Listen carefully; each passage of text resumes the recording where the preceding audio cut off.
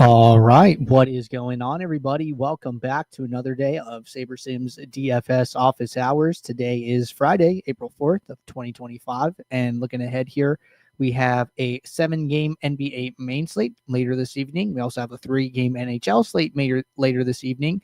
We have golf still going on, and then we had a 6-game early slate on the DraftKings side, followed by 7-game MLB main slates on both DraftKings and FanDuel later today. So it should be a fun day of DFS. For those of you who are new here, welcome. My name is Andrew. I'm one of the coaches over here at SaberSim. This is a show where we go over how to use the SaberSim app, answer any and all DFS related questions. Get your questions in one of 3 ways here. First off, send us an email, support@sabersim.com. Second, post it live in the YouTube chat. Third way, post it in the office hours channel in our Discord server. If you're not in our Discord and want to get access to that channel, there is a link in the description of this video. You also get access to our similar channels, individual sport channels, and you get access to the rest of the SaberSim team. Can't say enough good things about the Discord. But with that said, we do this show Monday through Friday, 4 p.m. Eastern, and then we do this show on Saturdays at 12:30 p.m. Eastern. It is Friday, so we do have our build review show going live at 5 p.m. Eastern. I actually have nobody signed up at the moment. So if you guys want to get signed up for the build review show, where I bring your builds up on stream, give you personalized feedback and advice about things I think you can do differently to help improve your results, you can sign up one of 2 ways. One, send us an email, support@sabersim.com. Second, post it in the office hours channel in Discord. Let me know what date, sport, site, and slate you want reviewed. So like, hey, Andrew, can you review my MLB main slate lineups from April 3rd for DraftKings? That's basically all you need to do. And when you give me that info, I can add you to the list for the show that goes live in about an hour here. So hope somebody takes advantage of that so we have something to talk about. If not, we'll figure it out. But either way, let's get rolling with office hours here. Why don't we bring SaberSim up on the screen?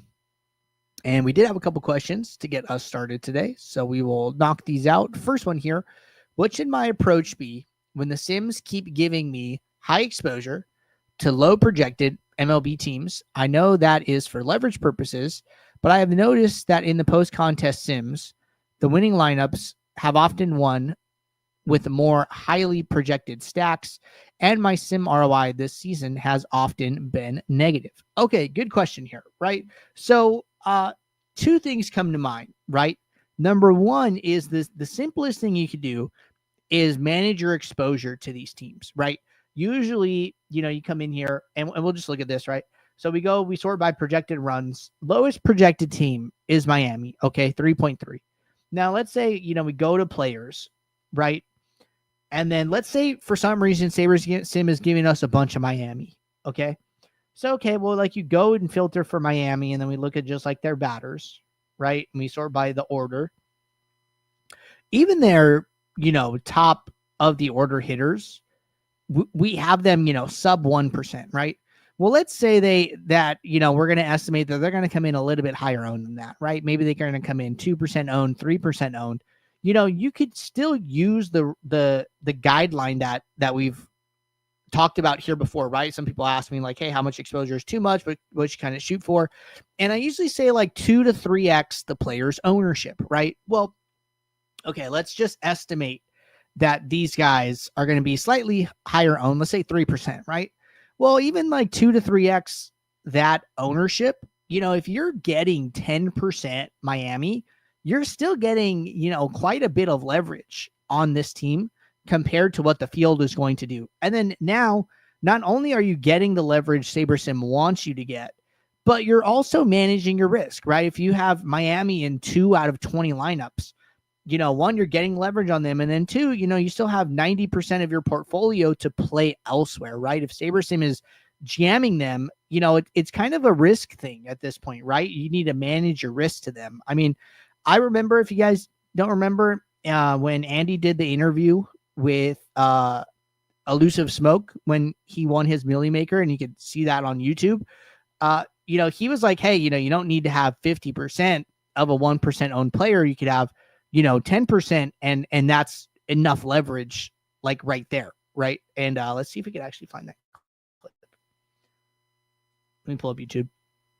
That's I watched that interview, and that is like the one thing I took away from that conversation. And I remember it and I think about it like all the time, right? So if we go to our YouTube, let's see, I think we're going to put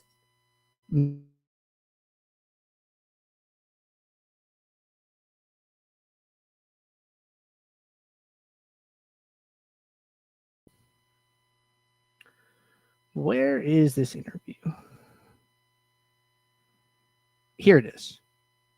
Well, that one's private. What is it called? All right, hold on.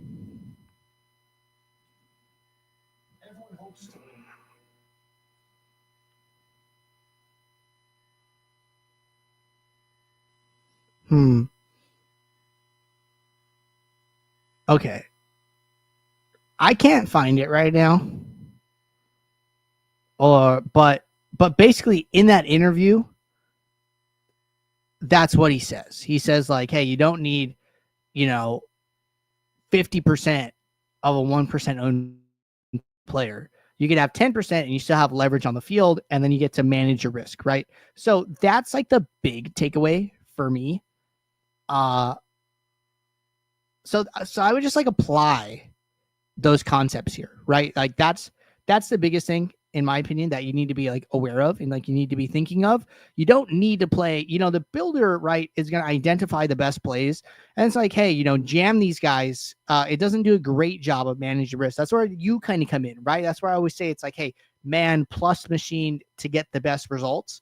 Not just, leaving it all to the builder, right? You want to have your hand in there. You want to make the lineups your own. So in my opinion, that is, the best thing you can do, right? And we can just like run a test here and like see if that's what we're seeing today. I wouldn't be surprised if it is. So, okay, 500 lineups. One other thing today, right? There was a update that went to the app.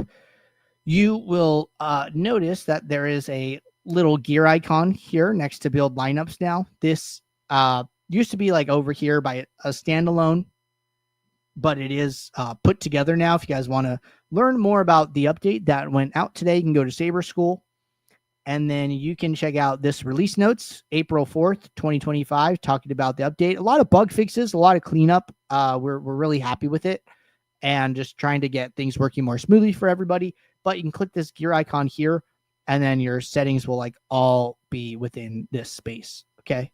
So one small update there. Let's see. It looks like the contest sim ran. Okay, we're sorting correctly. So I just want to go see what our team stack exposure is. So here, right, we're getting some Miami. We're not getting a ton, which is great. We're pretty flat across the board. Sort by exposure. Yeah, this isn't very bad at all. So, I was wondering if we were going to have like more. But even here, right?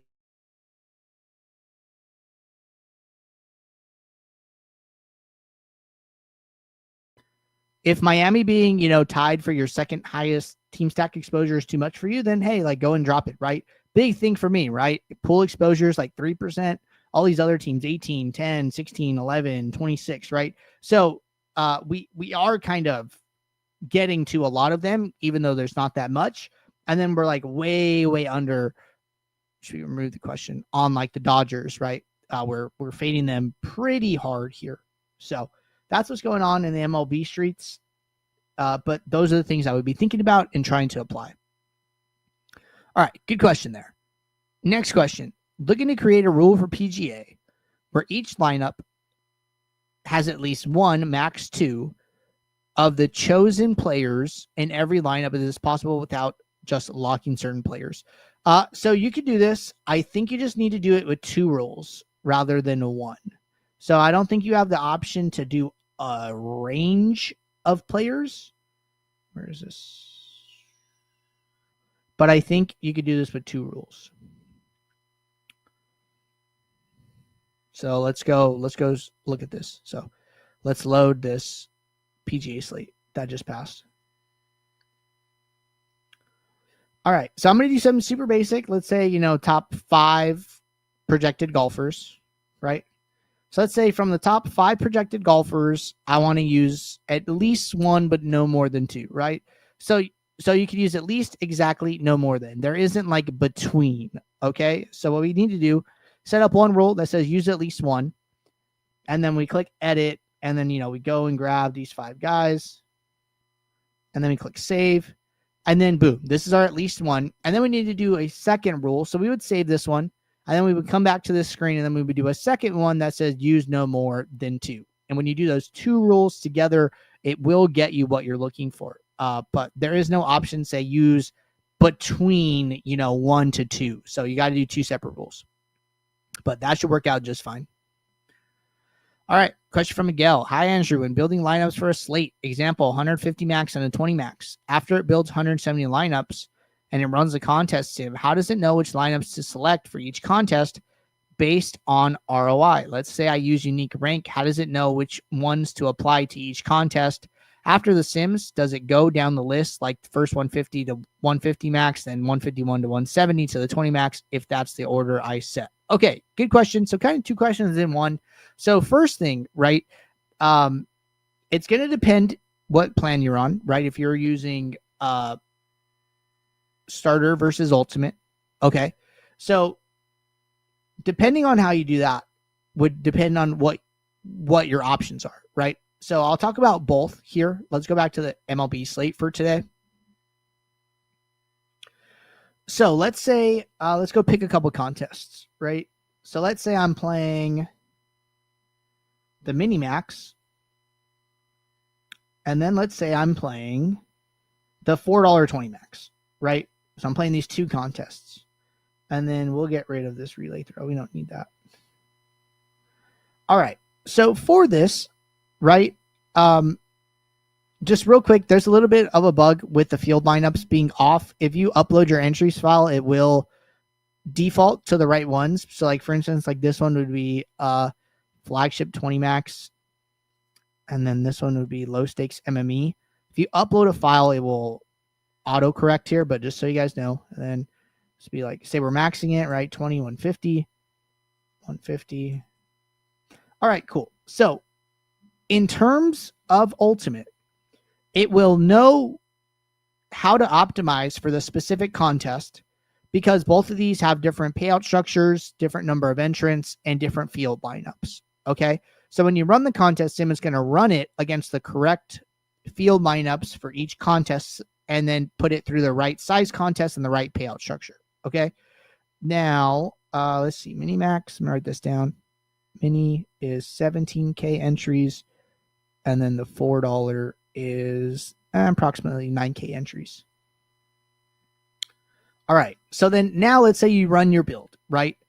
So there's 2 ways to do this. Okay. Now, if you do this in direct fill, keep in mind, if you have both contests selected, which they would be shown in this window, if you had the file, if you have both contests selected, then it's going to use the average ROI across both contests. So what happens here, right? Say the ROI in one contest, say this top lineup, say the ROI in the $4 is 100%, say the ROI in the mini max is 200%. It would rank this lineup with a 150% ROI, which is the average. Now, what we recommend here is if you're in direct fill, go contest by contest. So go into this drop down, only check one contest at a time. So uncheck them, check one. When you go back, it's going to reorder the lineups. And then it's going to say, hey, only one contest is chosen. Let's use that specific contest's ROI. Then you would save it once you're happy with the lineups. And then you would come back to this window and you would switch to the second contest. When you switch to the second contest, you see this processing here, right? Every time we come in and out of this window, it's checking what contests are chosen. The processing will say, hey, a new contest is selected. Let's use the second contest's ROI and let's sort by that now. And then that's how you get contest specific ROIs in direct fill. If you use autofill, all you need to do is click save when the ROI is chosen, and it will automatically use the contest specific ROI. So you don't have to change the contest yourself. So what happens in autofill, you can do in direct fill, which is what we were walking through, but it just happens a lot slower, right? Autofill does it in like 5 seconds, and it gets you those contest specific best lineups. Okay. Now, if you're using starter and you're using Saber Score, what I would do is kind of the same thing in direct fill of going contest by contest. But what I would do is I would change the saber scores in between. So for instance, they were doing the mini max, right? Well, the mini max had 17K entries. Okay, cool.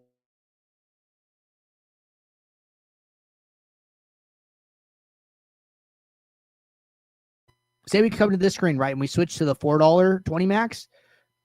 That contest had 9,000 entries. So we need to go and switch the saber score from 10K to 50K to 1K to 10K. That will not happen automatically. Okay. So you would switch it to this, and then you would do the lineups for the $4. Now in autofill, what I would do is, and I'll show you guys how this looks. One sec. All right. This is our latest and greatest SaberSim tutorial. Let's see. Okay, so this is what autofill looks like, right? So here what I would do is I would go into the rank by column, and then I would change these values for the contest to the right saber score. So say the top one is the mini max. Okay, go and change this to the 10K to 50K saber score. And then the second contest is the $4. Go and change this one to the saber score 1K to 10K. Okay, if you do that, then the contests are going to get ranked properly for the using the right saber scores per the contest size. Okay. And then the last thing that you want to figure out is your unique rank versus rank. Now, what I tell people to do, which I do personally, is I use rank for ROI. And then for saber score, I use unique rank. You could follow that if you want to. You don't have to. You could use unique rank all the time. If you're going to use unique rank, no matter what, no matter when you use it, I would recommend sorting by either prize pool or fee. They're kind of correlated, but they're not always correlated. Okay. So sometimes maybe you're playing a smaller field, single entry, and it's like $25. Well, maybe you want to sort by fee. You can also use the drag and drop functions on the side here to manually adjust it. Maybe prize pool gets you close, but you want to just switch one contest. Okay, cool. Sort by prize pool, move one contest up or something like that. Right. So there's ways to work with that information. So I would try and do something like that. And Miguel said, thank you. That answered my question. Awesome. All right. Jeff said, how can I use Sims for underdog drafts? Honestly, what I would probably just do is come in here, sort by projection, and then I would basically just use the projections as rankings, right? So whatever the projections are, just say, hey, these are basically my rankings for the day, and just kind of go down the list and draft guys accordingly. That's the best way that I could think of to use that.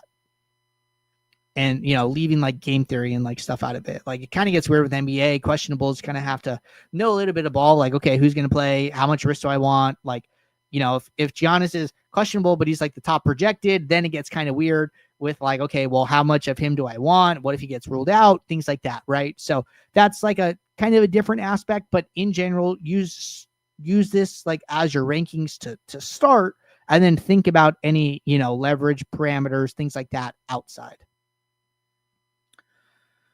All right. We are caught up with questions at the moment. So why don't we jump in here and get back to a build demo. So we did run some lineups, right? We didn't really make any adjustments up front. A couple things you could have done, right? Here, probably the only thing I would have done, turn on don't use batters against opposing pitchers. Other than that, you know, I do talk about like using a filter for pitchers sometimes. So see here, kind of interesting. Like I definitely would have done one like to knock out like the 5. I probably would have set something like show pitchers with projection greater than 5, so I don't see the relievers. You know, there are like 2 lineups here with Brian Hudson like sneaking in. Like I'd probably just want to make sure I don't get to those. So that's kind of like the reason why. Tyler Alexander is a little bit interesting. If you have access to detailed stats, you could like use the pitches column, right? Like 68 pitches. It says he's a relief pitcher. I don't know if he's like a starter, opener kind of guy.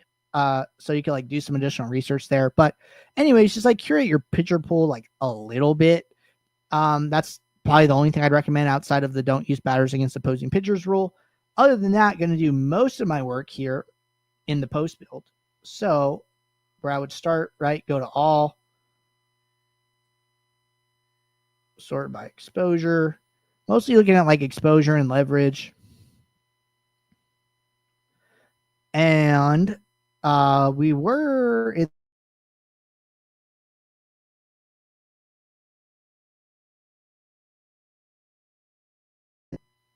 using this large slate 10K to 50K, or I'm sorry, 1K to 10K saber score for the 9K sized lineups, or 9K sized contest. So this is fine, right? 20 lineups. We're using the right saber score. We have our average projection, aggregate metric, and we're sorting by exposure. So, basically ready to start making some adjustments, right? I would come in here and I would probably just jump mini uniques from like 1 to 4. Average projection goes up slightly. That's kind of what happens. The builder tends to favor a little lower projected lineups in the sake of like getting off chalk a little bit, right? Like you could see in the saber score that there's a negative weight on average adjusted ownership, kind of aggressive, right? Negative 0.5. So usually if you're increasing uniques, projections going up a little bit, that means it's probably getting to a little bit more chalk. Like we saw, we were taking like a huge stand against the Dodgers previously. Now our Dodger exposure has gone up slightly. So projection probably goes up a little bit too. Could be good, like to get a little bit flatter and not be so high leveraged against like one of the best hitting teams on the slate. So there are pros to doing that. Now getting back to this, we can come in here, right? And we can verify our leverages. Okay.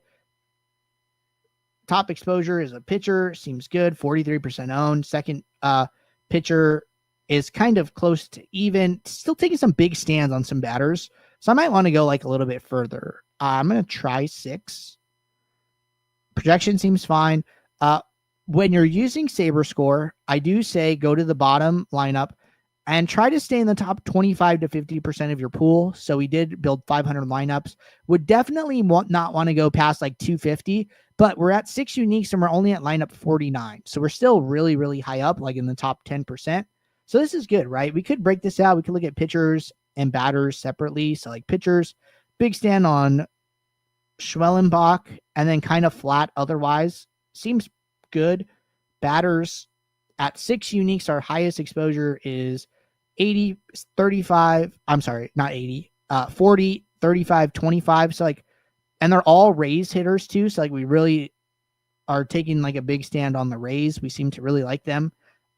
And that's kind of okay, right? So 6 uniques is already pretty high, but we still have room to go further in our pool if we want, right? Because we were only at lineup 49. So let's just like see what 7 does. So 7 gets us to 144. We're like kind of approaching that halfway point that we talked about, but our top exposures now are like 25%, right? So this is like way, way flatter. And then we're still taking a stand on Schwellenbach, but like not as big of a stand as before, but still some leverage. So this is like what I would call like a way more diverse kind of flat set of lineups, which is okay, right? If you want to be super flat, if you want to take a little bit more of a stand, go back to 6 and be like, hey, I'm okay. I'm pretty comfortable playing the Rays and just like being high on that one team. Other than that, we were flat, like no other batter besides a Rays batter more than 25% owned. So again, I got to figure out what speaks to you a little bit. I'm okay with either option here. I don't have, I'm not really like leaning one way or the other, but that's basically how I'd be thinking about it, right? That's how I'd be using the tools to.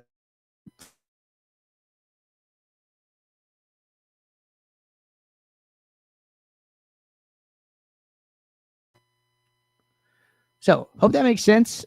Taking a peek in Discord, we are all caught up with questions in the Office Hours channel and YouTube chats. Appreciate you guys tuning in. I'll be back in about 35 minutes here for the build review show. Hope someone signs up. If not, we'll figure out what to do. But until then, everybody take care. Good luck. Thanks. Bye.